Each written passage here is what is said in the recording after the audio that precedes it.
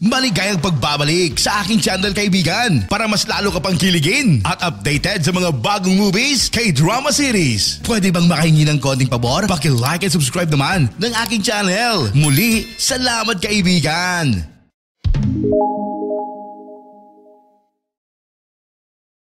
Nagsisimula ang pelikula kay Oscar, isang radio announcer na nag-host ng isang programa sa radyo sa isang sikat na istasyon ng radyo na tinatawag na Familia FM Radio. Hindi nagtagal, nakatanggap si Oscar ng tawag mula sa isang taong nagsimulang magkwento tungkol sa kanyang kasintahan na nanloloko sa kanya. Humingi siya ng payo kay Oscar tungkol dito. Pagkatapos, tumugon si Oscar at nagbigay ng pinakamahusay na komento para sa caller. Pagkatapos nito, habang naghihintay ng susunod na tawag, nag-announce si Oscar ng mga interesanteng impormasyon tungkol sa isang singing competition na gaganapin ng Familia FM Radio. Nang ipinapaliwanag ni Oscar ang kompetisyon, biglang sinabi sa kanya ng kanyang team na tumawag ang isang loyal listener na nagngangalang Karen. Sa katunayan, madalas na nagpadala ng mga liham si Karen sa Familia FM Radio noon pa man. Naglalaman ng kwento ng kanyang buhay sa paghahanap ng kanyang biolohikal na ama. Ito ang dahilan kung bakit tumaas ang rating ng radyo, dahil laging inaabangan ng mga loyal listeners ang pagpapatuloy ng kwento ni Karen sa paghahanap sa kanyang ama.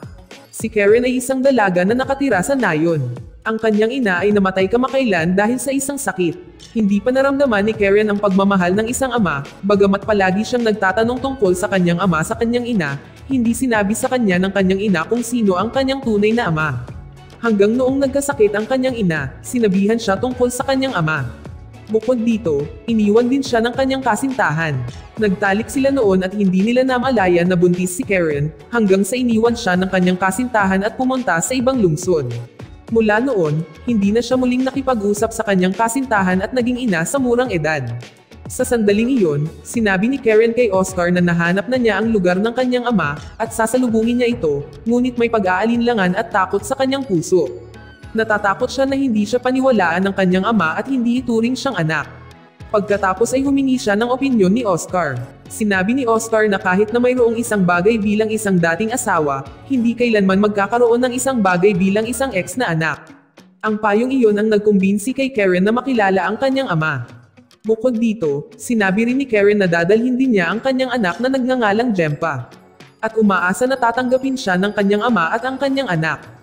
Muli pinayuhan ni Oscar si Karen na magagawa niyang nakawin ang atensyon ng kanyang ama, at makuha ang puso nito nang walang anumang problema sa pamamagitan ng paggawa ng mga simpleng bagay tulad ng paghahanda ng almusal, paglilinis ng bahay, at iba pa. Pagkatapos nito, sinabi rin ni Karen na gusto niyang kumanta para sa kanyang ama, kaya agad siyang sinabihan ni Oscar na sumali sa singing competition. Nang marinig iyon, interesado si Karen na sumali. Ang Familia FM Radio ay isang istasyon ng radyo na minamahal ng lahat, karamihan sa mga kababaihan, lalo na kung ang tagapagbalita ay si Oscar, ang gwapong lalaki na may matamis na salita na kayang manakop sa puso ng bawat babae. Siya ay isang sikat na radio announcer at isang celebrity, ngunit dahil sa kasikatan ay naging playboy siya. Pagkatapos ng broadcast, dumiretso si Oscar sa kinaroroonan ng kanyang kaibigan para kumuha ng commercial video. Doon, nakilala niya ang isang senior journalist na nagngangalang Suzy at nakipag-usap sa kanya. Noong panahong iyon, tinanong ni Suzy kung kailan siya magpapakasal. Ang sagot ni Oscar ay gusto niyang pakasalan ang isang babaeng may malalaking anak. Dahil ayaw niya sa mga bata, para sa kanya ang pag-aalaga ng ilang mga bata ay isang mahirap na bagay. Pagkatapos, agad na umalis si Oscar mula roon upang maiwasan na malaman ni Suzy ang tungkol sa kanyang sarili. Alam niya ang trabaho ni Suzy ay maghanap ng mga iskandalo ng mga celebrity at ibenta ang impormasyong iyon o i-blackmail ang celebrity para sa pera. Kinagabihan, naghanda si Oscar ng isang romantikong hapunan sa kanyang bahay habang hinihintay ang kanyang bagong kasintahan. Hindi nagtagal, nakarinig siya ng katok sa pinto at agad na tumakbo para buksan ang pinto, umaasang ito ang kanyang kasintahan. Sa halip, dumating ang isang batang babae na may kasamang isang bata. Ito ay si Karen, ang madalas na makipag-ugnayan sa Familia FM Radio at nagtapat kay Oscar tungkol sa paghahanap sa kanyang biolohikal na ama. Nagulat si Oscar nang malaman niyang si Karen pala ang babae at naisip niya na maling address ang napuntahan nito. Pagkatapos ay sinabi sa kanya ni Karen na ang kanyang layunin sa pagpunta ay upang mahanap ang kanyang ama, at ang mas nakakagulat, si Oscar pala ang kanyang ama. Laking gulat ni Oscar nang mabalitaan niyang siya ang amang hinahanap ni Karen sa lahat ng oras na ito. Lalo pat nabigla siya nang ma-realize niyang may apo na pala siya. Noong una, hindi makapaniwala si Oscar na anak niya si Karen. Pagkatapos ay sinabi sa kanya ni Karen ang pangalan ng kanyang ina at na siya ang unang pag-ibig ni Oscar. Sinabi rin sa kanya ni Karen na minsan ay nakatira siya sa parehong nayon ng kanyang ina, ang nayon kung saan siya nagmula. Matapos marinig ang lahat ng paliwanag na iyon, sa wakas ay pinapasok si Karen na pumasok habang tinatanong pa ang kanyang mga detalye. Maya-maya, dumating ang kasintahan ni Oscar at nagpanik siya. Nakatago sina Karen at Jempa sa isa sa mga kwarto saka si Oscar ay dumiretso sa kanyang kasintahan, sa takot na makita ng kanyang kasintahan si Karen at Jempa, nagpasya siyang makipaghiwalay. Siyempre nagalit ang kasintahan niya at umalis doon. Pagkaalis ng kanyang kasintahan ay muling kinausap ni Oscar si Karen, ngunit dahil hindi pa rin siya naniniwala sa mga sinabi ni Karen at naisip din na sinadya ito ni Karen para sumikat siya sa pamamagitan ng pagsasamantala sa kanyang katanyagan, agad silang pinaalis ni Oscar sa kanyang bahay. Ngunit nang aalis na si Karen, binantaan niya si Oscar sa pagsasabing kapag nalaman ng media na si Oscar ay may anak na babae at apo, ang kanyang buong karera ay matatapos sa 1 segundo lang.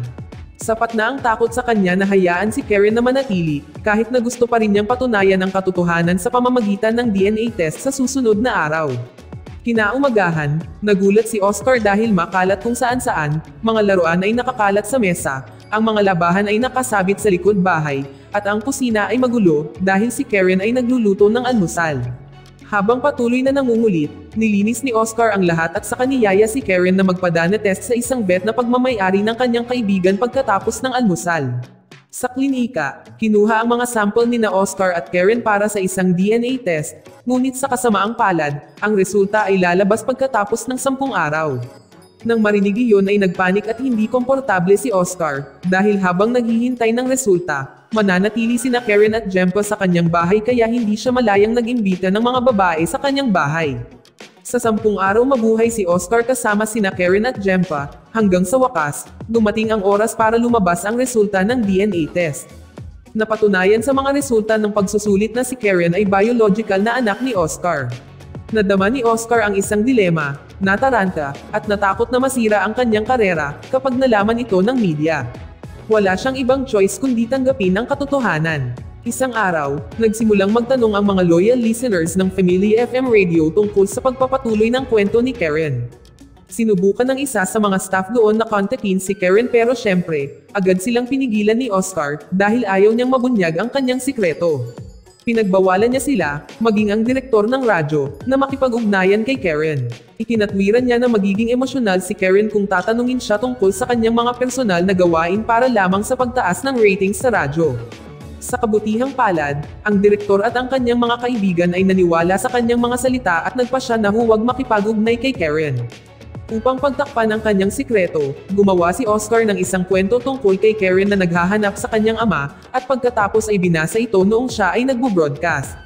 Gumawa siya ng kwento kung saan masayang namuhay si Karen at ang kanyang ama at mahal na mahal siya ng kanyang ama, samantalang sa totoo lang, medyo hindi siya gusto ni Oscar at tila walang pakialam sa kanya at kay Jempa.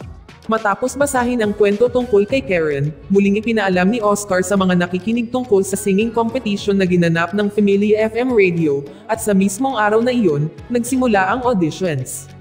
Sumama pala si Karen sa auditions pero ginamit niya ang nickname na Zoraida. Siyempre, ang pagsali ni Karen bilang audition participant ay nagpanik ito kay Oscar, dahil natatakot siyang malaman ng lahat na mayroon na siyang anak na babae. Ngunit para itago ang kanyang sikreto, umakto siya ng propesyonal at hinayaan si Karen na sumali sa audition.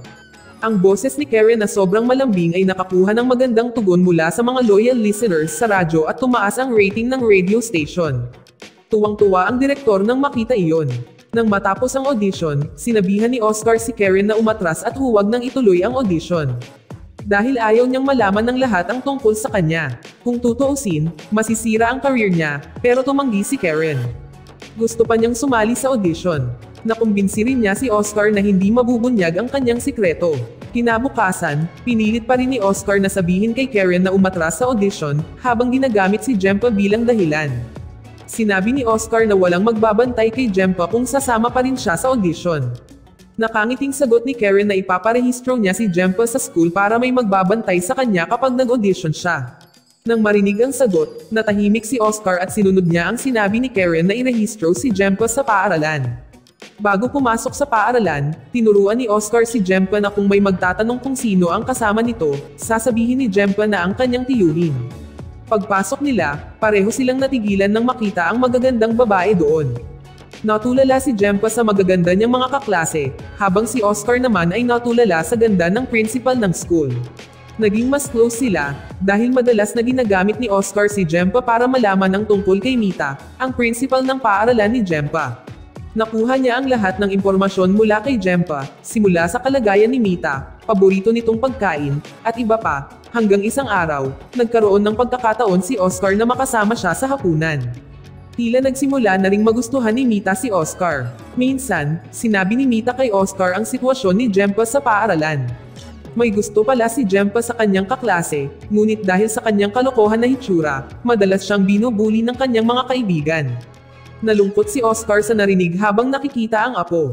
Hindi lang si Jempa, pati si Karen ay nabuli din ng mga kaibigan ni Oscar, dahil mukha siyang shabby noong unang performance niya sa singing audition. Nang marinig ito, biglang nagalit si Oscar sa kanyang mga kaibigan at sinabihan niya silang itigil na ang pang-aapi kay Karen. Hindi nakatiis na makarinig ng mga insulto na nakatutok sa kanyang anak at apo, dinala sila ni Oscar para bumili ng mga mamahaling damit at sapatos para hindi na sila mabuli ulit, at sigurado. Nang magpalit sila ng anyo, tumigil ang lahat sa pang-aapi sa kanila, kahit na namangha silang makita ang pagbabago ni Jempa at Karen. Sa pangalawang audition, na broadcast streaming sa YouTube, mas gumanda ang performance ni Karen at nagustuhan ng maraming tao. Gayunpaman, mayroong isang lalaki na nagngangalang Danang. Nabighani siya sa boses at kagandahan ni Karen. At nang walang pag-aalinlangan ay agad niyang nakilala si Karen sa Familia FM Radio. Mula sa pagkikitang ito, naging magkakilala na ang dalawa. Naalala nila ang panahon noong nag-aaral pa sila. Isang araw, nagkita muli sina Danang at Karen sa isang karenderya. Napag-alaman na may gusto si Danang kay Karen mula pa noong mga araw ng kanilang pag-aaral. Doon, ginamit ni Danang ang sandaling iyon para magtapat kay Karen, ngunit tila may masamang nakaraan si Karen at nandoon pa rin ang kanyang trauma. Sa pag-alala na iniwan siya ng kanyang nobyo noong siya ay buntis, pinili ni Karen na huwag tumugon sa pag-amin ni Danang. Pagkatapos ng oras na magkasama, umuwi ang dalawa. Pagdating ni Karen, nadatnan niya si Oscar, na nagsimula ng magmalasakit sa kanya, naghihintay sa kanyang pag-uwi dahil gabi na. Sa kasamaang palad, palihim na sinusundan siya ni Danang. Nakita niya ang sandaling kayakap ni Oscar si Karen at agad na kinuhanan ang kanilang larawan. Habang iniisip na si Karen ay isang call girl na binayaran ni Oscar. Kinabukasan, tinanong ni Danang si Karen kung anong relasyon nila ni Oscar. Bago pa magkaroon ng pagkakataon si Karen na ipaliwanag kung sino ba talaga si Oscar, bigla siyang pinagbintanggan ni Danang na call girl. Hindi tinanggap ni Danang na malapit siya kay Oscar at sinabi sa kanya na hindi mabuting tao si Oscar. Nang marinig ang mga panlalait ni Danang sa kanyang ama ay nagalit ito at umalis. Ang nangyari ay may epekto sa trabaho ni Danang bilang photographer. Habang nagtatrabaho, panay ang tingin niya sa mga litrato ni Karen at Oscar sa kanyang laptop. Sa kasamaang palad, sa oras na iyon, ang photo studio kung saan nagtatrabaho si Danang ay humahawak ng isang kliyente. At ang kliyente ay si Senuzi. Nakita ni Senuzi ang larawan sa pagitan ni Karen at Oscar, at syempre, para kay Senuzi, ito ay isang pagkakataon na gatasan ng pera si Oscar.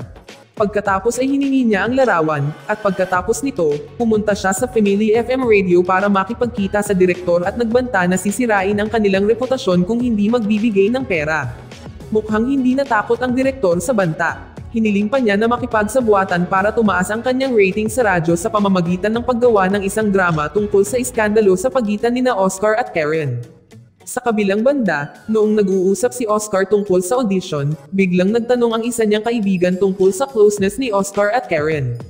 Akala niya ay may scandal si Oscar. Tinawag pa niyang call girl si Karen. Nang marinig ito, biglang nagalit si Oscar. Halos maputol ang away sa pagitan nila. Dahil sa pangyayaring ito ay natakot si Oscar na masira ang kanyang career. Kaya tinilabas niya ito kay Karen at sinabing sinadya niya itong gamitin para sumikat. Ang takot ni Oscar na masira ang kanyang karera, dahil sa presensya ni Karen ay nagalit sa kanya at tinanggihan niya ito. Dahil sa sinabi ni Oscar noon ay nadurog ang damdamin ni Karen. Nagpasya siyang umalis doon at bumalik sa kanyang bayan.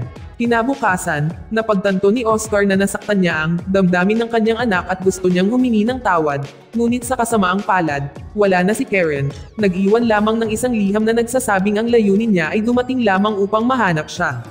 Ang pag-alis ni Karen ay labis na nakonsensya si Oscar. Siya ay nananabik para sa kanya.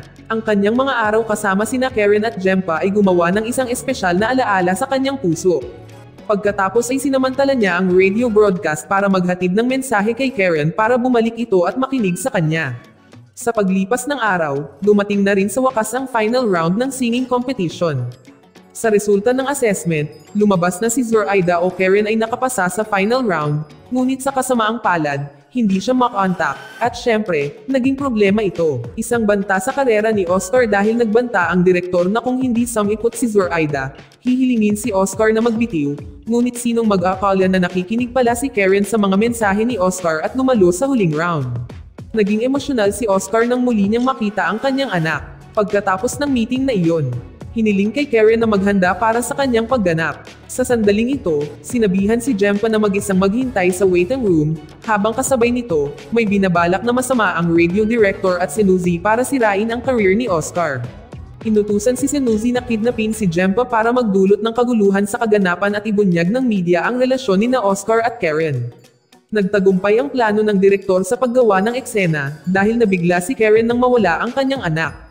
Patuloy siyang sumisigaw at umiiyak na hinahanap siya hanggang sa wakas, umakyat siya sa entablado upang humingi ng tulong kay Oscar para hanapin si Jempa, ngunit sa oras na iyon, si Oscar ay nag-host ng isang kaganapan at si Karen ay hinailan ng security, ngunit nakita siyang binyantaan ng masama ng ikinagalit ng security. Si Oscar agad siyang niyakap sa harap ng lahat. Dito nabunyag ang sikreto ni Oscar. Agad siyang nilapitan ng media at nagsimulang magtanong kung ano ang relasyon ni na Karen at Oscar. Dahil sa mga tanong ng mamamahayag at patuloy na umiiyak si Karen, sa wakas ay sinabi ni Oscar ang totoo na anak niya si Karen at apo niya si Jempa. Maya-maya ay sumulpat si Jempa at agad siyang niyakap ni Karen.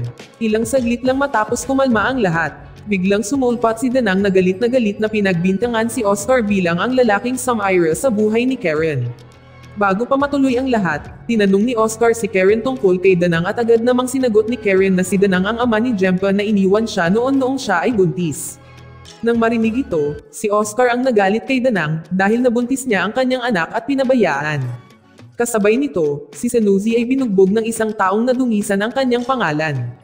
Naputol ang away sa pagitan nila hanggang sa tuluyan na silang pinaghiwalay ng gwardya at kapwa na aresto. Matapos ang lahat ng mga insidente, nilapitan ng direktor si Oscar at sinabihan siyang maghanda ng clarification video para sa kanyang skandal. Ang tao sa likod ng insidente ay ang direktor. Sinadya niyang gumawa ng isang eksena tungkol sa iskandalo ni Oscar para lamang mapataas ang rating ng kanyang istasyon ng radyo. Si Oscar, na alam ang masamang plano ng direktor ay nagdesisyong magbitiw. Wala na siyang pakialam sa kanyang career at ang kaligayahan na lang ng kanyang pamilya ang inaalala niya. Kinabukasan, nagtipon-tipon ang lahat, kasama na si Danang, na handang pakasalan si Karen at managot sa mga pagkakamali niya noon. Dito nagtatapos ang pelikula. Salamat sa panonood, kaibigan.